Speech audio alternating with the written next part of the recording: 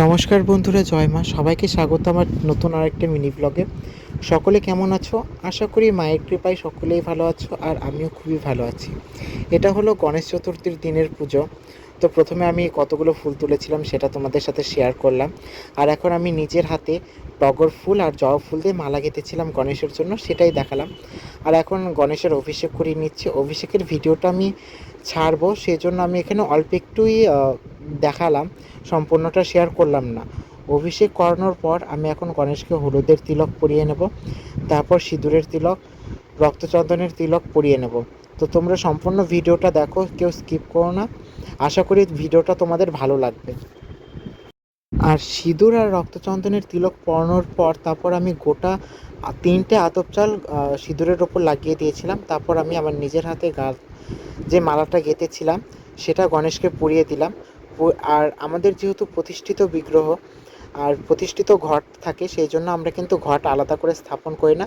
সেটাতেই একটু জল দিয়ে নতুন আম্রপল্লব, পান পাতা আর সেই পুরনো যে ডাবটা থাকে সেটা দিয়েই আমরা আবার ঘরটা বসানো থাকে। এখন তোমরা গণেশকে দেখো কেমন লাগছে। আর এখন আমি গণেশের প্রিয় দুর্বা লাল সুতো দিয়ে বেঁধে রেখেছিলাম, সেটা গণেশের হাতে দিয়ে দেব।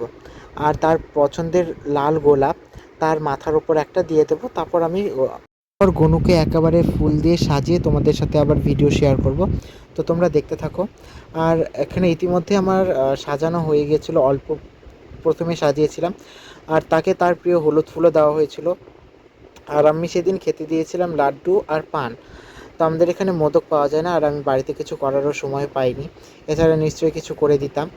আর এখন আমি 3বার অঞ্জলি দিয়ে নিচ্ছে নিজেই, এরপর আরতি করে নেব। আর বন্ধুরা, আমি কিন্তু এখানে ধূপকাঠি, তেলের প্রদীপ, কর্পূর সমস্ত কিছু দিয়ে আরতি করেছিলাম, যা যা আরতিতে প্রয়োজন। কিন্তু নিজে হাতে পুজো করে আবার নিজে ভিডিও করা কিন্তু সম্পূর্ণ হয়ে ওঠে না। যেটুকু পেরেছি সেটুকুই তোমাদের সাথে শেয়ার করলাম। আর একটু পরে তোমরা ভোগ দর্শন করবে। ভোগ দর্শনে সকলের দুর্ভোগ কাটে। আর গণেশ তো সর্ববিঘ্ন নাশকারী, তার দর্শনে তো বিঘ্ন নাশ হবেই হবে। তো তোমরা সকলে এখন দর্শন করো, আর একটু পরে আমার মণিমাকেও দর্শন করবে। আর বন্ধুরা, আমার ভিডিওটা কিন্তু এই পর্যন্তই। তোমাদের যদি ভিডিওটা ভালো লেগে থাকে, লাইক, কমেন্ট, সাবস্ক্রাইব করো। ইউটিউব থেকে দেখলে সাবস্ক্রাইব, আর আমার ফেসবুক পেজ থেকে দেখলে পেজটাকে ফলো করে দিও। সকলে ভালো থেকো, সুস্থ থেকো।